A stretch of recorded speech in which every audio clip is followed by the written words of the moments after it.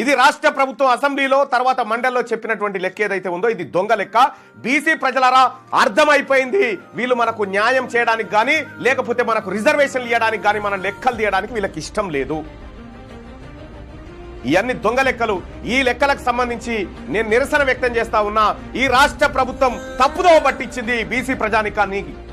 160% మంది ఉన్నటువంటి బీసీలను కేవలం 46% మంది మాత్రమే హిందూ బీసీలు అని చూపించి బీసీల లెక్కను తొక్కిపెట్టి 8% ఉన్నటువంటి వాళ్ళని 15%గా ఉన్నట్టుగా ఓసీల లెక్క చూపించినందుకు నిరసనగా ఈ రాష్ట్ర ప్రభుత్వం చేపట్టినటువంటి దుర్మార్గమైనటువంటి దొంగ సర్వేకు నిరసనగా ఈ పేపర్లను తగలబెడతా ఉన్నా.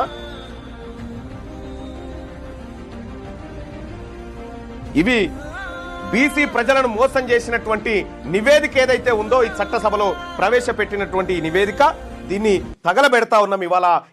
ఇది దొంగ లెక్క. ఈ లెక్కల ద్వారా బీసీల అస్తిత్వం పోతా ఉంది. అందుకోసమే ప్రజలారా ఈ లెక్కని ఎట్టి పరిస్థితిలో మేము అంగీకరించాం. ఇది దొంగ